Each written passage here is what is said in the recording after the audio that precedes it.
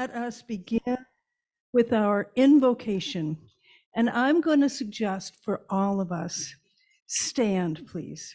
I have a vision that's come to me, and I want us to reach down into the earth with our feet and the energy, and we're bringing in Gaia, the earth herself, for the invocation here. We're bringing in our ancestors. We're bringing our hearts to the table of this gathering together of community and love.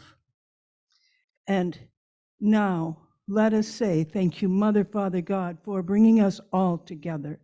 And as we come together, we open our hearts in gratitude for this space and opportunity for friendship and connection to spirit. And with this, we say, thank you. And now, our statement of intent, while we still stand, please, dears. We are fortunate to have a variety of speakers for Sunday services, and by using guest speakers, we gain wisdom from all those who share. This is a church where we can worship the God of our own understanding, a place to experience joy and be uplifted, and a place where we can gain strength and inspiration with all we meet throughout the week. We invite all of us into this celebration of life to nourish our spirit and enjoy the company of kindred souls, including our unseen friends, the angels, our ancestors, and all the great world. And now with this, we turn to our first song, opening hymn, Let There Be Peace on Earth.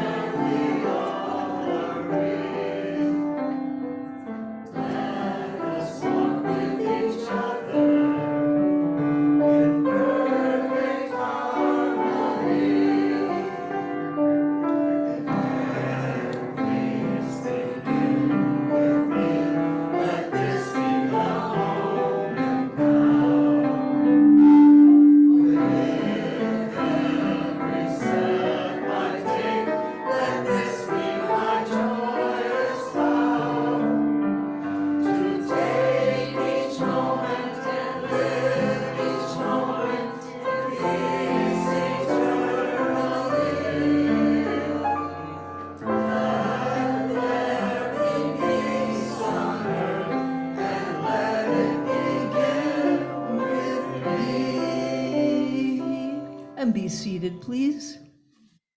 I want to introduce us to ourselves today. And please, if you don't have the volume off, down it goes.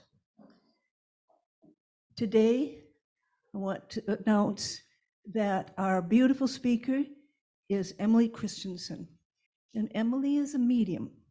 She's also a shamanic healer, and she's also something else that she can tell us about. And she's local. She also works with Zoom. I just had the opportunity to have a session with her. She's up a little bit toward the other side of Two Harbors. Her mom is in the room, and we're happy for Jackie to be here too. And she's going to speak to us for the first time, and we'll be seeing more from her because she's been guided to our church as part of a mutual experience together.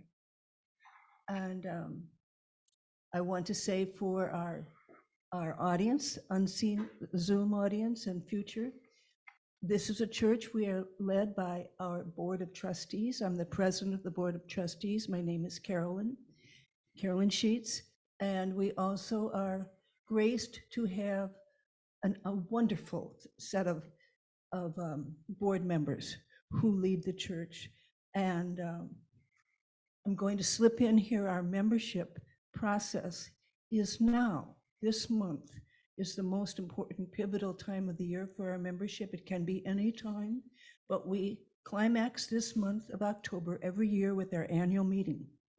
And we discuss where we are, who we want to become. And so that will be this October 29th.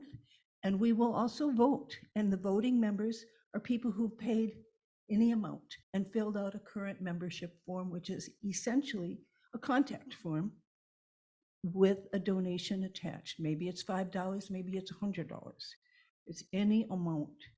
And this year, we're really focusing on building our membership because it's energy. It's not about keeping the lights on, and it is about keeping the lights on.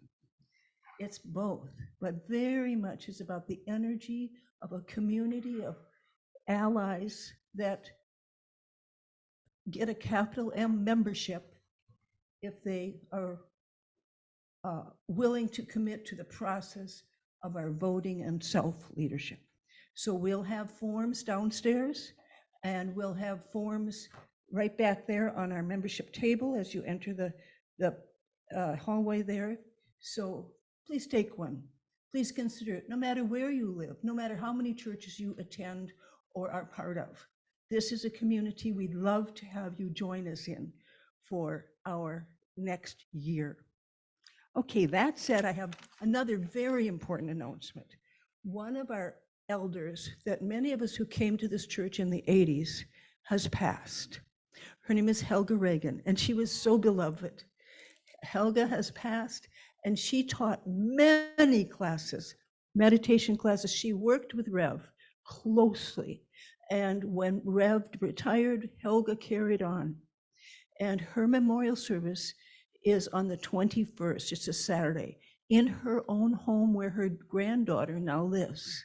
So we'll have that information. It's very easy to drive to. It's just straight out from Kenwood and by Homecroft Schools, where she always lived and where her granddaughter lives now. And it's a small house, so we will be registering and RSVPing with her granddaughter, but that we'll have all that downstairs. And so we invite you to 2 p.m. Saturday, the 21st. If you knew Helga and if Helga has been a part of your life, you can be sure she'll be there in spirit. And one other announcement is that next Sunday, Barbara With will be giving us a complimentary presentation of her conflict resolution system that was channeled from Einstein and a group in spirit in the late 90s for how to lead ourselves internally for peace. And she's just starting a world tour in the next month. She's going to be in Norway, she's going to be in Israel, she's going to be in Amsterdam, she's going to be around Europe a lot, and as I say, Israel and this country as well, taking this work. So this is a complimentary gift to our community. Barbara's on our board. Barbara is also a medium. Barbara who brings us the Rev and our partners in spirit every month. So we are grateful for her participation in a very strong level in this church. And I will say, Rev has told us he's Bill. No, he's no longer the Rev, but many of us will always find him as Rev in our hearts. So that said, those are the announcement, my friends. And now let us turn to our card and our principles. It's the unlaminated form. That's our principles that we will read together out loud. We believe, okay, now let me get this right. We believe God is the eternal source and creator of all and is present in everything. Our eternal soul, endowed with free will, grows through many lifetimes. Communication occurs between the physical and spiritual worlds. Prayer and meditation strengthen our connection to the divine. All healing comes from Source. Seeking this for ourselves and compassion for others' suffering is the highest priority, because we are all one. What we do unto others, we do unto ourselves. The choice of love is always open for every soul. Living these principles leads us to grow in divine love. And now let us sing our first hymn, and it's number 153. Please stand. Pardon? Oh, in Wings of Song, yes.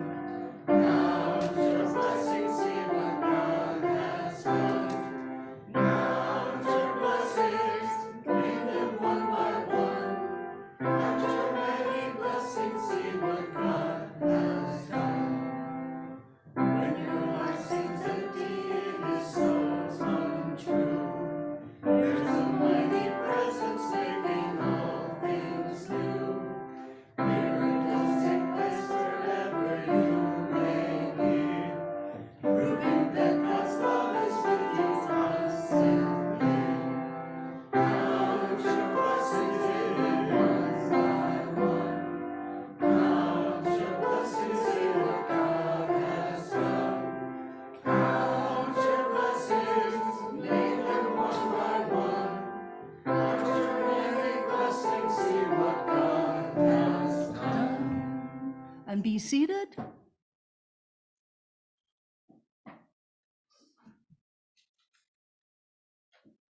Last January, as we began with our new board, in the new year, we received 3 affirmations. I want you, please, to just open your heart and repeat them after me. Joyful teamwork is our way. Joyful teamwork is our way. Listening kindly is our path. Listening kindly is our path. We are in renewal together. We are in renewal together. Thank you, everybody. And now we turn to our healing bowl. You can see we also have beautiful flowers. It's a good time to mention that our dear, long-time, constant presence of our Jan Averil's husband, Harlan, passed, and we had a beautiful memorial service here yesterday. And we're graced with the flowers, and I'm sure, I have to say it, Jan. Jan's one little wish was that he could have come to church at least a little bit, but he didn't really buy the package. Is that right? He liked the woods better. That would have been his church. Yes. However, as Barbara said, when it was announced that the service was coming and that he didn't really believe in the afterworld, Barbara very memorably said, well, he does now. And so thank you for the flowers. And Harlan, we love you and we thank you, and we have loved your family all these years. And your 2 daughters are here now too, from Atlanta, and we're very glad to see them too, Kelly and Kimberly. All right, now we have gathered names here over the years, but also we can add names to our healing bowl at any time with intention. It's alive and active. And so now at this time, I'd like to know who might have a prayer request that we can give to our community today, as when we pray in a few moments for any prayers that have been offered and for the prayers in the bowl.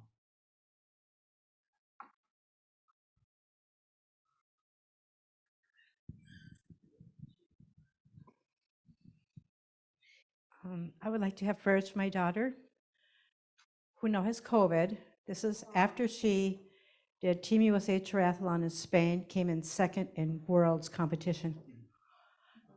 Came down with COVID. And I mean, this is really hard for me, Mama, to see this. And Wednesday, she did say that the fever finally broke and she's sweating and everything and whatever. So hopefully, I haven't talked to her since, but I mean, when you work so hard and then COVID takes you down, how do you regain what she had? And I have prayers that she will be right back because she's tough. She's my daughter. Thank you. Her name is Tiffany. Oh my gosh. Thank you. I just had a moment. Anybody else have any prayers? I have a friend of mine who's been a friend for a long time. His name is Jim Arculary, and I'm up at Benedictine for just a great time that I have every week, but I got to meet him, and he's got a paralysis of his left hip, and so healing for Jim, for his life, and I thank you for everything at Benedictine Healthcare for him.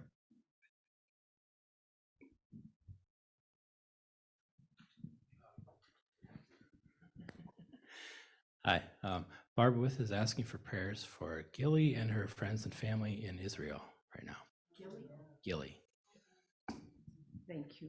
Prayers for Gilly and Israel. Anybody else? Jerry has brought Jim Arculary. His brother is somebody we pray for every week, Stephen Arculary, who is healing from an amputation of one of his legs below the knee. And he's doing wonderfully. And his wife, Mitzi Doan, who is also a member of our community. And so we pray for them as well. And as always, we pray for Gaia, Mother Earth, in her rise to higher consciousness, and all of our hearts for the light to grow with every breath, with every time we remember all day long to be the light, bring the light, shine the light. Thank you all. And now we will have some moments of silent prayer.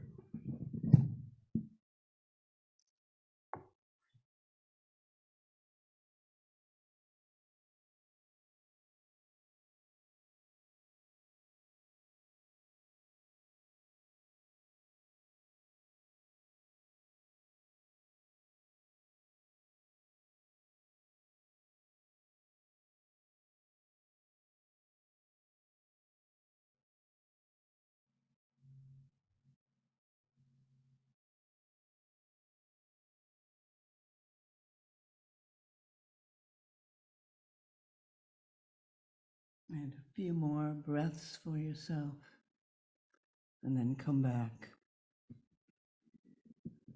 And we say thank you, Divine World. Thank you, Creator Source. And now we're going to bring forward Emily Christenson, who will guide us in our healing meditation with the drum, and then her beautiful talk. So thank you all.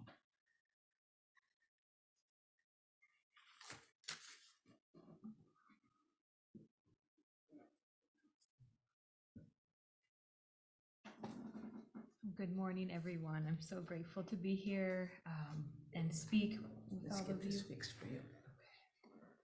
You should hear your echo. Okay. I've There you never go. worked with a microphone before, so is that better? Everybody hear me now? Okay. Yes, I'm excited to lead you in this meditation. It is something that I worked with Spirit with someone who had just lost their husband, and it was very powerful for her to find this place within and to connect. So I will lead you through.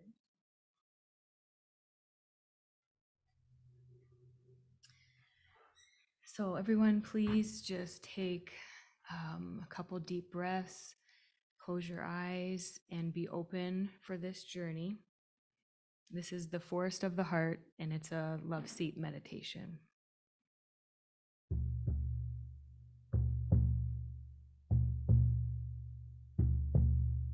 This is a journey into the forest of the heart, to the quiet space inside, to make room, find stillness, and be open for your loved ones and helpers in spirit to meet with you, share, and celebrate your connection, to feel this love still present.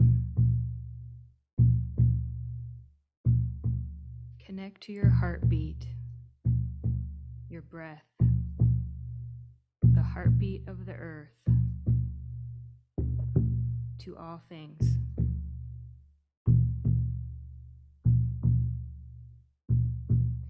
As you stand in your sacred space in nature, in this beautiful forest, take note of your surroundings. Can you feel the wind, the warm sun on your skin? Smell the sweet towering pines and observe the bright blaze of color from the maple and oak trees. Listen with your inner ears. Can you hear the birds, the wind rustling in through the trees?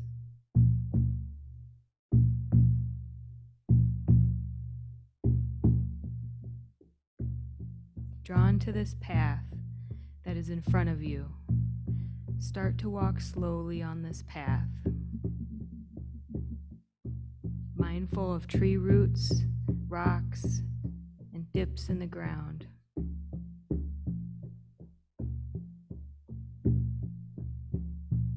Slowly and gently, the incline takes you up higher and deeper into this beautiful forest.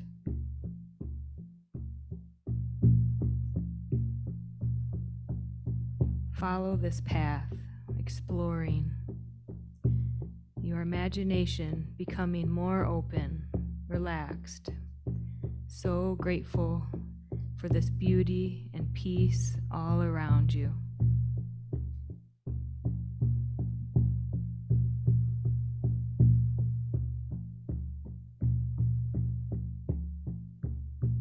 You start to see a clearing far up ahead on the path, through the trees. There are bright and beautiful colors of the sunrise coming through.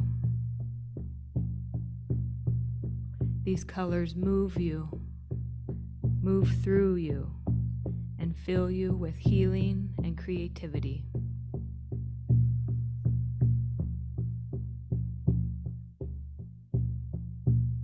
Going towards this colorful opening, you're starting to get excited, for you know your loved ones or helpers in spirit are waiting for you. This is a sacred space for you to connect, reminisce, talk to each other in a way that is special, a knowing and shared connection.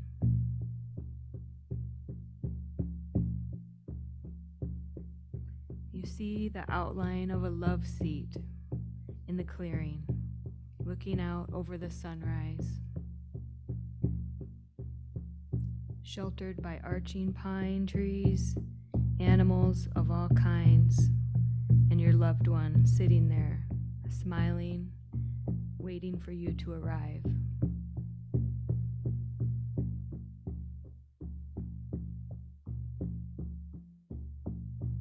Sit down with them. Take all the time you need. The day is just beginning, and you have so much to share with each other.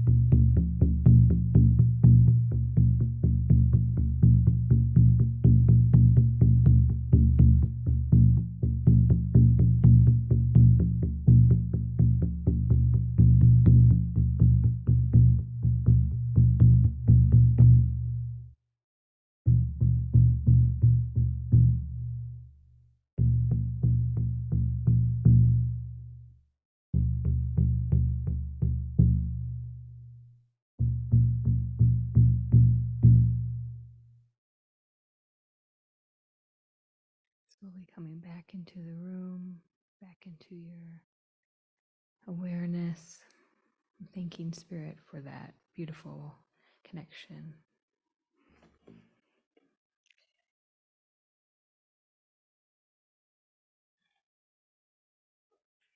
So I hope everyone enjoyed that or was able to feel like they could access a part of themselves that, if you have a meditation practice, it's much easier to get into that altered state of consciousness. But I love to use the drum in that way to just kind of go into a deeper place and have that space open. So I hope you had maybe some connection with spirit helpers or loved ones in spirit, or even just feeling that quiet within yourself. So thank you for that. Okay. Pass it here. So when Carolyn asked me to speak, I am a medium. I started my work with shamanic healing, but mediumship is really what has lit me up over the last 3 years. And I'm so excited to talk about mediumship, to share my journey, and to maybe answer any questions afterwards too, if anyone has any questions. I definitely feel the power of this place and so many people that are in spirit just here and with you all over the years. So that's pretty powerful. But I'll just share a little bit about me and kind of my journey, because mediumship really is a journey of yourself and going in within yourself. So looking back through memories of a child, I've had so many experiences that have led me to my mediumship. I was born exactly 1 year to the day that my mother had a miscarriage at 5 or 6 months. My due date was on Easter Sunday, but I was very late and I far outpassed that by many weeks.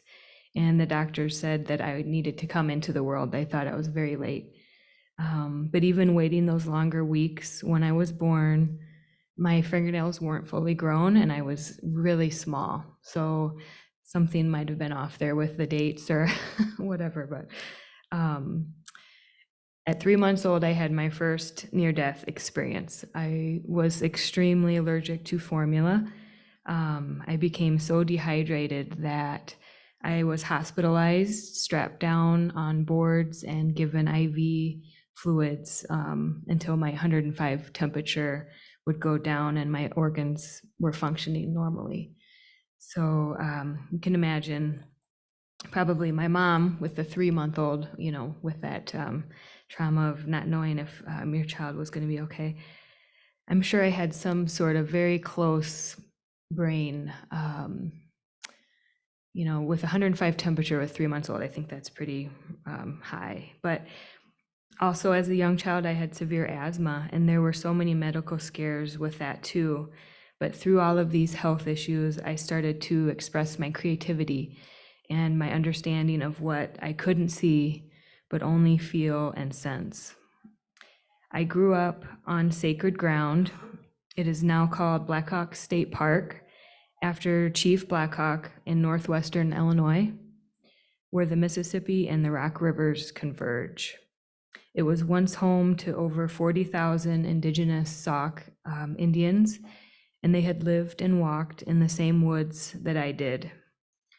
And all the forests surrounding my home. I remember just childhood walking barefoot in the woods. I just lived in the woods, basically. I made things with mud, and I loved stomping in the creeks and finding these treasures. It was just a beautiful way to grow up. In the woods, I was never afraid. But at night, I remember waking up and going into my parents' bedroom saying, "Mom, there's someone in my room. I know there's someone in my room." And my dad would go back to bed. He had to go to work. He had to get going. So I remember falling asleep, waking up just kind of cold by the bed, afraid to go back into my room. And I didn't know why. I just had a sensing. So a lot of experiences like that.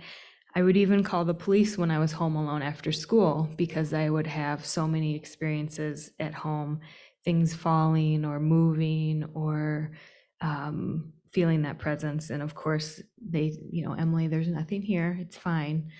So I did find out that my neighborhood was featured on a paranormal and mediumship program on the Travel Channel of haunted places. And my house was 2 doors down from the house that was on that program. So that's interesting. So I did find my expression through art. I attended art school in Minneapolis, and I pursued my career in art, showing my work in exhibitions and galleries all over the country. I co-owned art galleries myself with my mother. I was married and I had 2 beautiful children, and I started teaching and working with Living Proof Exhibit, which is working with art therapy and cancer survivors. Trauma comes in many ways, and after 12 years, it came to me by losing my business. I lost my creativity, and through grief, I lost my willingness to express this facet of my soul that I knew I came here to express. I stopped making my art, and I worked through some years of depression and feeling lost. So how do you find yourself again? I started running, connecting back with my body, with the earth, and listening. And then spirit showed up big time.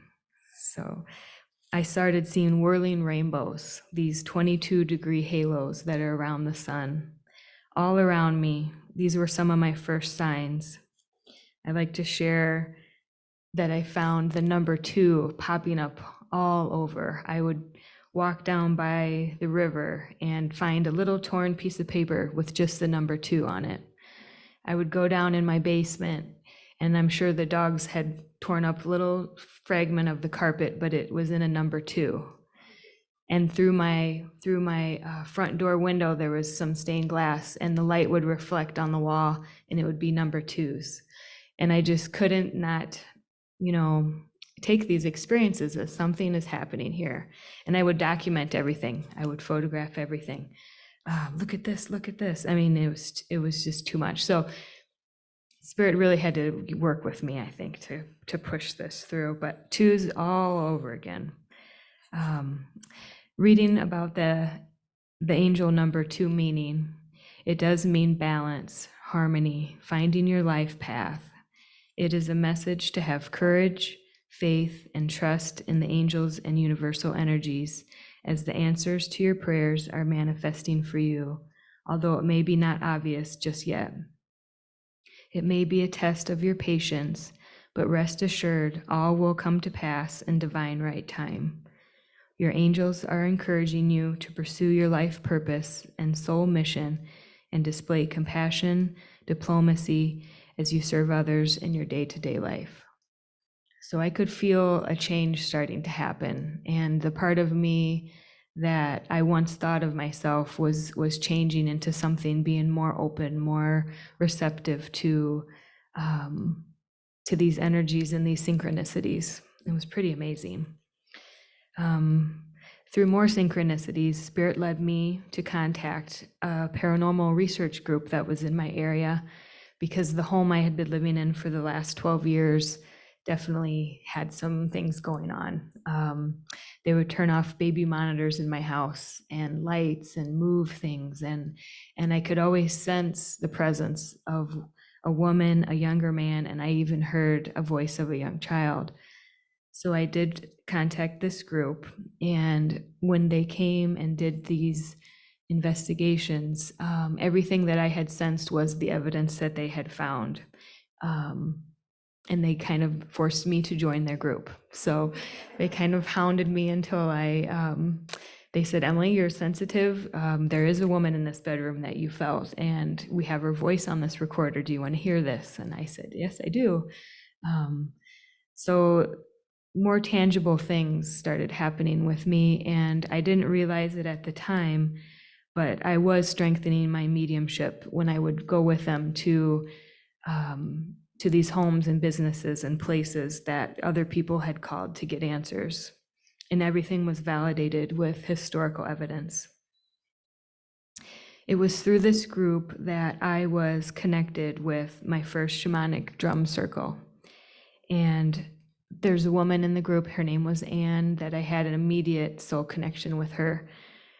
She's the one that asked if I had ever done any drum circle work or healing work, and I said no, but I would try. And through that first journey, I really just woke up. I realized what my path was. It was very powerful. And Anne was the person who really brought me to where I am today. And I only knew her for less than a year. She did get ovarian cancer and she passed within 4 weeks. But she is still one of my guides in spirit and helps me with my work. I'm so grateful to her. So waking up to this true path with spiritual healing, I learned I could use this creativity in a way that felt right again, and using my imagination as a bridge between my subconscious mind and the worlds of spirit to bring back guidance, healing imagery, and channeled writing. Creating was coming back into my life, but it wasn't just for me. It was in service for others that were searching, needing healing or guidance, and we found this healing together. I started to begin studying again. First, with the Foundation for Shamanic Studies, I worked with so many wonderful practitioners and mentors. I studied shamanism and all the oldest ways that we as humans have connected back to the spirit worlds, using drumming, dreaming, and art making. My most valuable training, though, I was guided to a float center that was just opening in the area. And I walked into her new beautiful business and there was nothing on the walls. And I asked her if she would ever be open to a trade of some artwork for some float sessions. And I don't know if you are aware of what float rooms are. They're a sensory deprivation tank. There's no sound, no light, and you float on, I think, 1,100 pounds of Epsom salt. So you're really kind of taking into this deep meditation. And she was very happy to trade for some art. So I traded 3 large paintings for 55 111-minute float sessions.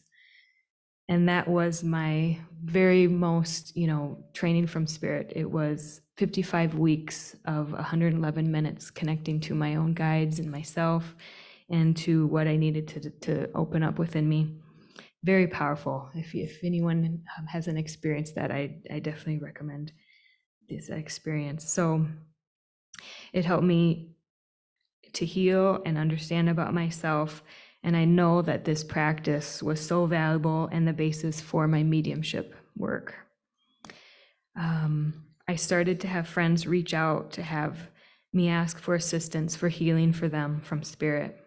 And session after session, through word of mouth, my client list grew, and I began painting drums, and working with my artwork, working with their soul.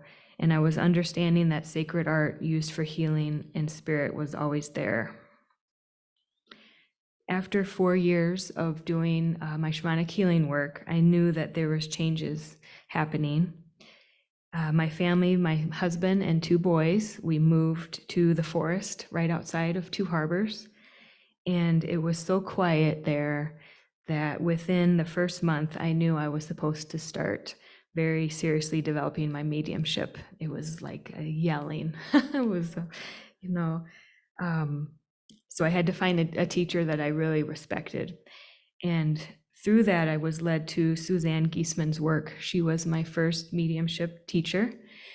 She is a retired U.S. Naval commander and was aide to the chairman of the Joint Chiefs of Staff. And she has a very direct and powerful way of opening yourself to mediumship and to change your life. She calls it the awakened way. And she's a wonderful resource. So I can, if anyone's interested, I can share her information. But I loved her direct and accessible way that she taught mediumship. I was so excited to begin this training. But then here comes another NDE. So I had another near-death experience. In mid-January of 2020, I was driving down 61 to Duluth with my boys. We were going to a dentist appointment. and I had my cruise on. We were going nearly 70 miles an hour, and a large truck crossed right through the median without stopping. I didn't even have time to take off the cruise in the vehicle. And you can imagine going almost 70 miles per hour and hitting another car. It was like hitting a wall. In that moment, I was out of my body. I knew I was going to die. And I just thought, isn't this interesting? The last thought that went through my mind was, well, that's it. That's it. I was with Spirit though, and the experience is almost impossible to put into words.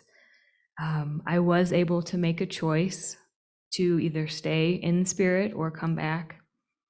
And I was really thinking about staying. It was so peaceful. It was like every question I ever had was answered. I was everywhere and understood everything at once. And such a sense of peace and love that is just undescribable. But I could slowly start to hear my boys screaming from the back seat, and I remembered that I was a mother, and I desperately wanted to go back to them. So I knew once I made that choice, I was going to be okay. I remember seeing the blue sparkling light and feeling this just unconditional love from Spirit. I don't remember much of what happened in ordinary reality, but they did cut me out of the car and took me by ambulance to St. Luke's, and my boys were okay with no injuries. It actually happened that their teacher showed up about 10 minutes later with her sister that was a nurse. So they knew him, they knew my boys, and they took them into her vehicle, and with blankets. It was 9 degrees out, it was very cold. But it was just a miracle from the beginning. I just remember that I loved everyone. I can't describe the feeling, but my heartbeat was connected to the heartbeat of the EMTs, of the nurses, and I could feel that connection, and it's something that just is undescribable. It was beautiful. It only lasted about an hour, that feeling, but then I shook and cried for half the day after that. I had multiple CTs, x-rays, scans, and told over and over that it was a miracle that we had survived. I felt my same guardian angels that I would tuck in at night as a child with me in the car, and I felt my grandmother in spirit holding my hand in the ambulance. I know that we had assistance from Spirit, and I don't question my dedication to serving and expressing after this experience and been given this gift. When I went back to the car accident days after, there was a single white swan feather waiting for me in the driver's seat, and along with the broken glass and snow. And Swan is one of my helping spirits from my shamanic work. So mid-January, I don't know how that feather got in there, but it was pretty powerful. I do have some severe and lasting injuries from that extreme impact, and it was coping with this trauma for me and my family. I had to use all of my spiritual tools in connection with my guides and helpers to work every day to heal spiritually, mentally, emotionally, and physically. I still do, and I am still healing. But through this, I accessed another layer of myself, and my mediumship development really skyrocketed. It was like a quickening. Every cell and energetic part of my body was being rebuilt. Like lightning striking a tree, it was empowering. But the hardest thing to do was choose to do the work to heal every day. And then I got COVID 2 months later. On top of an already sprained rib injury, my breath left me, and it was a struggle again to believe that I was supposed to stay here. Through drumming and surrender, I made it through again, and all I wanted to do was watch the sunset. So the blessing through this trauma was working on my mediumship with Suzanne every week. The knowing that this experience was helping me to deeper my development When her courses were finished, I asked her how I can learn deeper, and she suggested that I study with a spiritualist medium named Andy Bing. He's a well-known tutor at the Arthur Findlay College in Stansted, England. This college is like a real Hogwarts. Andy is a wonderful teacher and demonstrating medium, and he demonstrates in churches and venues all over the world. I've been working with Andy for the last 4 years, and I'm currently in my 3rd year of an advanced progressive group where we're a small group of mediums from all over the world that have been working together from the beginning. Other mediums like Mavis Patilla, Colin Bates, and Eileen Davies, all teachers at the school, are just some of the other spiritualist mediums and tutors that I've had the privilege to work with, unfolding my spiritual development. I have learned that mediumship is a journey of ourselves. The strengths in our mediumship are the strengths in ourselves, and the weaknesses in our mediumship is the weaknesses within ourselves. We are always growing, expanding, and learning. Colin Bates says the role of the medium is moving more and more into the role of the oracle. People have many aspects of their lives that they need to connect with and find answers to these unspoken questions. The medium needs to be able to move within time and the pathways of life to help find this future unfolding within life. The future is dependent on the present. We are creating our future today. With the power of focus, we can move our consciousness. This leads us to experience and understanding. Mediums are becoming the role of the watcher, observing, moving to deeper consciousness, and knowing that the power itself is an intelligence. My journey has brought me to this pathway of spirit and to myself.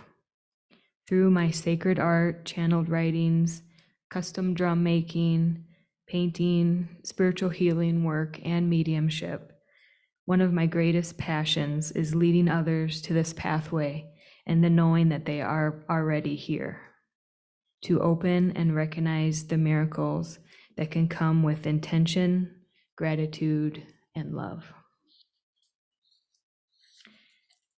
And I pulled a card for the church before I was here from my deck. And of course, it happened to be the Whirling Rainbow card. So I'll read you the message there. Whirling Rainbow is trust.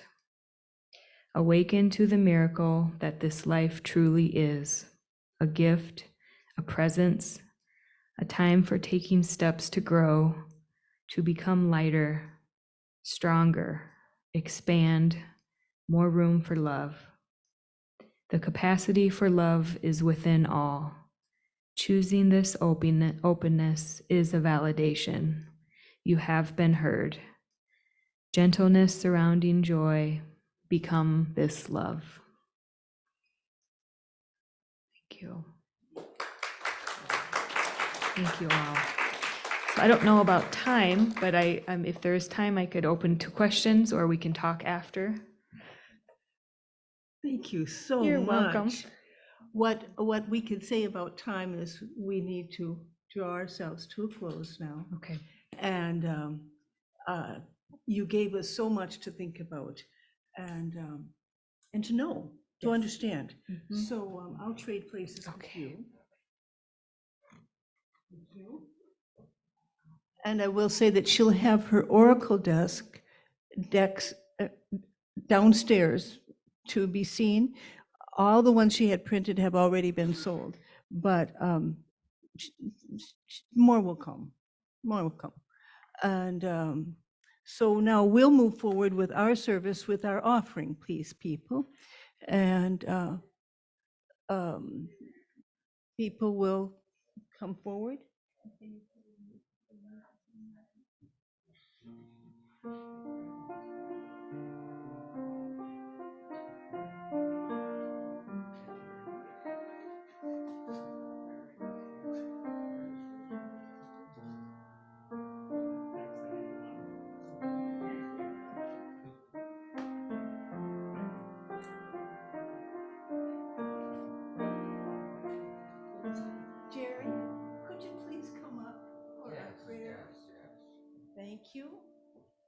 thank you, both of you.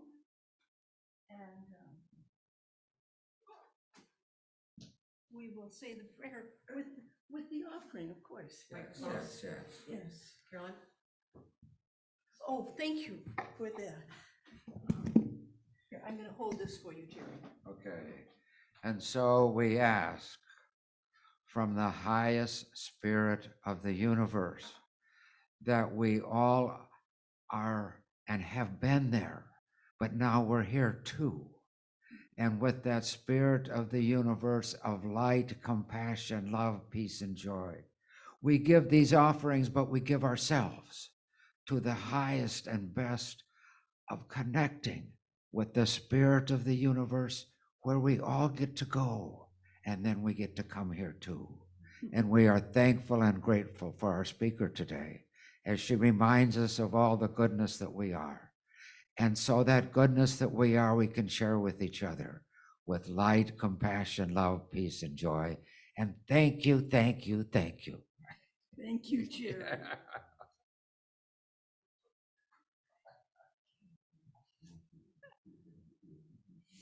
And now we will have our church affirmation. It's on our card, people. On the bottom of one of your laminated cards. And let's stand and read this together, and then we'll gather in our circle. We totally accept the belief that God is in charge of the affairs and direction of Lake Superior Interfaith Community Church. We know that as our thoughts of love and joyful anticipation join in harmony with the thoughts of all members of this fellowship, we attract the right ministerial leadership to our spiritual community, and we are grateful. And now, come, friends, let's come forward to our circle. And if you are not familiar with our version of God Be With You, you can bring your card if you wish.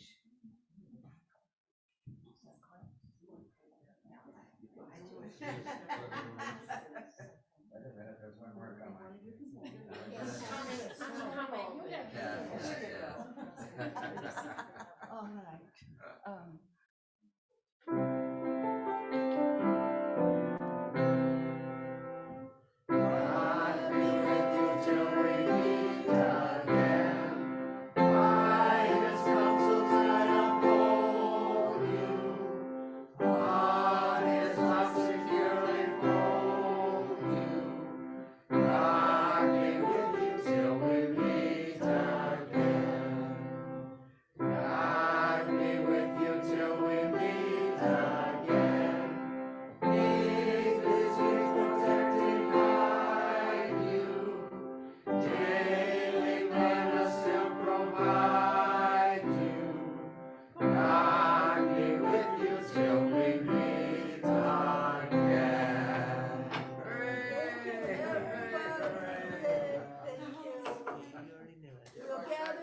Downstairs.